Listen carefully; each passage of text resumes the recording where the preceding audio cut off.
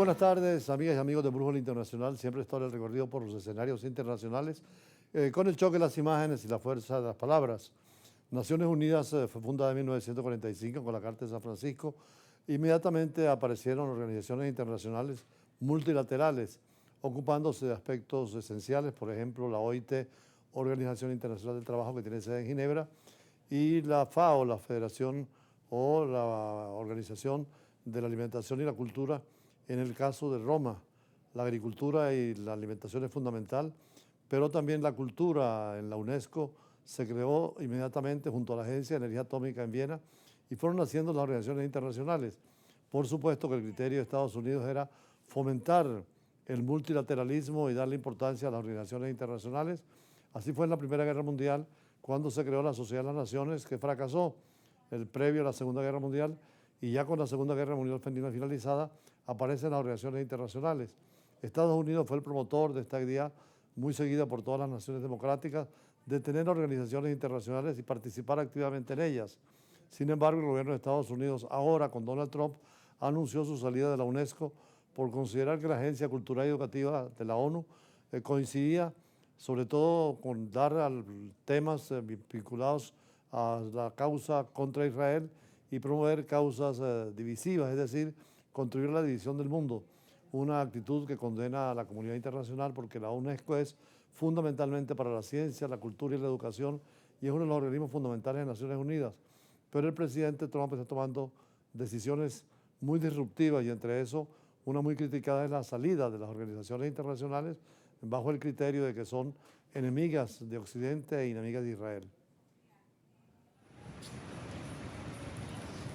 Estados Unidos anunció el martes su salida de la UNESCO. La portavoz del Departamento de Estado, Tammy Bruce, describió a la Agencia Cultural y Educativa de la ONU como una entidad que promueve causas sociales y culturales divisivas. También cuestionó que haya admitido a Palestina como un Estado y la acusó de contribuir a la proliferación de retórica anti-israelí dentro de la organización. La directora general de la agencia lamentó la decisión, pero afirmó que no es ninguna sorpresa. La UNESCO describe su misión como la promoción de la educación, la cooperación científica y la comprensión cultural y supervisa una lista de sitios del patrimonio que tiene como objetivo preservar joyas ambientales y arquitectónicas. En 2017, durante su primera presidencia, el presidente estadounidense Donald Trump también ordenó la retirada de su país de la agencia, una decisión revertida por su sucesor, Joe Biden. En la década de 1980, el entonces mandatario Ronald Reagan puso fin a la membresía de Estados Unidos, afirmando que la agencia era corrupta y prosoviética, pero Estados Unidos retornó al organismo durante la presidencia de George W. Bush. Es una mala noticia a nivel internacional la retirada de la UNESCO de Estados Unidos. Seguramente otros países fortalecerán más su presencia, sobre todo el sur global, que cree que es tiempo para darle una orientación distinta a las organizaciones internacionales e incluso con las nuevas, como la Organización Mundial de Comercio, hacerla más activa y especialmente como la Organización de la Energía Nuclear que tiene sede en Viena. Por cierto, Irán, otra mala noticia es para el contexto internacional, que va a seguir adelante con el desarrollo de su programa nuclear, especialmente en enriquecimiento de uranio, a pesar de los graves daños que sufrieron algunas instalaciones por bombardeos estadounidenses. Eso lo declaró el ministro de Relaciones Exteriores, Abbas Araghchi. Esto también complica el programa internacional porque los 5 países que tienen el arma nuclear y firman el Tratado de No Proliferación Nuclear, Estados Unidos, Rusia, China, Francia e Inglaterra, ahora también afrontan posibilidades que estados alimenten programas nucleares y uno de los fundamentales es el enriquecimiento de uranio. Por eso también es una noticia muy desagradable porque es como retirarse del Organismo Internacional de Energía Atómica, como lo ha hecho en la UNESCO el presidente de Estados Unidos. Irán seguirá adelante con el desarrollo de su programa nuclear, especialmente el enriquecimiento de uranio, a pesar de los graves daños que sufrieron algunas de sus instalaciones por bombardeos estadounidenses. Durante el anuncio que fue hecho el lunes por el ministro iraní de Relaciones Exteriores, Abbas Araghchi, explicó que no pueden renunciar al enriquecimiento porque es un logro de sus propios científicos. Además, lo consideró como una cuestión de orgullo nacional. El 22 de junio, Estados Unidos bombardeó en apoyo a la ofensiva israelí contra Irán el centro subterráneo de enriquecimiento de uranio en Fordo y las centrales nucleares de Isfahán y Natanz.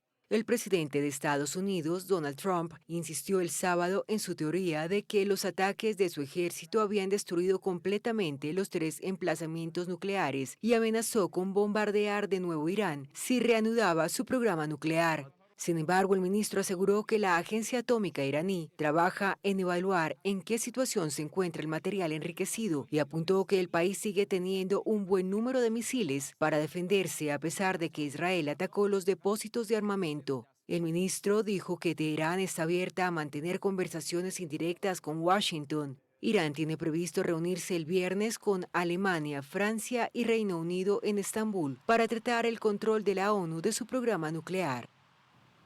Afortunadamente, organizaciones como la Organización de Países Exportadores de Petróleo se han fortalecido y siguen jugando un papel fundamental, no solamente países productores del sur global, sino incluso países ricos que tengan petróleo en la OPEP Plus.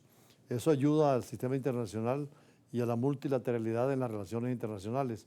Por eso hoy que vamos a dedicarle un aspecto con la intervención de un delegado sobre el tema nuclear, pero también sobre el tema petrolero.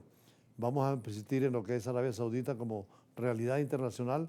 Es el primer país exportador de petróleo del mundo y además han sabido aprovechar el petróleo para el desarrollo nacional.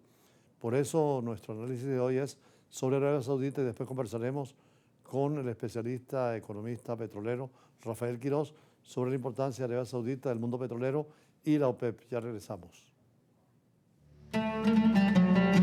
Arabia Saudita es una referencia importante en todo el Medio Oriente, tanto por el poderío económico como la presencia histórica, particularmente por la producción petrolera y gasífera, y el papel que ha desempeñado en todos los conflictos y en las soluciones de esa zona donde la variable religiosa y petrolera son fundamentales.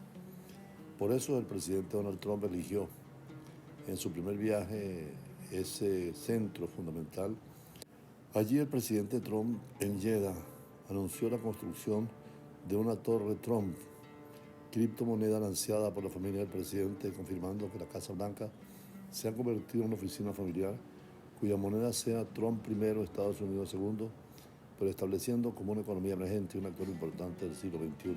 El príncipe Mohammed bin Salman llegó al poder en junio de 2017, al inicio del primer mandato de Donald Trump, y además ha mantenido una cercanía con Estados Unidos y en centro de referencia mundial por el papel de negociador para encontrar la paz en los conflictos de la región.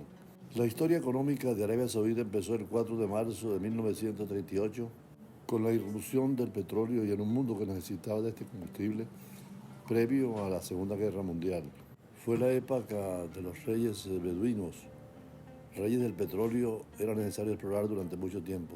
Todo comenzó en 1930 cuando el rey Abdulaziz Ben Abdelrahman Ben Turki Ben Abdallah Ben Mohammed Ben Saud Abdul le permitió a los geólogos de Zócal viajar por la región, y en 1933 este último divisó un prometido sitio cerca del pequeño puerto de Damán en el Golfo Pérsico. La perforación del primer pozo llamado Damán número 1 comenzó el 30 de abril de 1935. Es un tormento para el puñado de occidentales presentes en el acto. Al llegar a 602 metros, el petróleo finalmente brotó. Los petroleros quedan en brazos de cada uno, pero rápidamente se decisiona porque la producción está cayendo muy rápidamente. La perforación se reanudó y fueron al lecho de la gran marea de aceite. El 7 de diciembre de 1936 se perforó el famoso Damán, el que cambiará el curso de la historia de esta parte del mundo. Compartirá fronteras con países petroleros como Irak y Emiratos Árabes Unidos, Qatar y el Golfo Pérsico por el este, con el Mar Rojo, Omán y Yemen. Además de estar conectado con Bahrein a través de la calzada del Rey Fahad. Arabia Saudita tiene 2.149.000 kilómetros cuadrados y una población de más de 30 millones de habitantes. Su importancia en la exportación mundial de petróleo la ha convertido en una de las 20 economías más grandes del planeta. Allí están las más importantes mezquitas del Islam, la gran mezquita en la Meca y la mezquita del profeta en Medina, los dos lugares más sagrados del Islam a los cuales se les está estrictamente prohibido el acceso a los no musulmanes. La Casa de Saud dio lugar al primer Estado saudita, el Emirato de Diriash, que más tarde derrumbó en la guerra otomana wahhabí entre 1811 y 1818, el segundo Estado saudita en el Emirato de Nayed, que duró de 1824 a 1891. La monarquía moderna fue fundada por Abdulaziz bin Saud, quien realizó una conquista que inició la unificación en 1902 con la toma de Riad, actual capital del país. El Estado saudita moderno comenzó en 1932 y el gobierno ha sido una monarquía absoluta y una teocracia desde sus comienzos, basada en una aplicación extrema de los principios del Islam. Hoy representa a Arabia Saudita una de las últimas monarquías absolutas del mundo. Se ha llamado el movimiento religioso wahhabismo dentro del sunismo. Es el rasgo predominante de la cultura saudita. El reino en su política interior sigue estrictamente los preceptos islámicos con una de las más rigurosas interpretaciones de la Sharia islámica.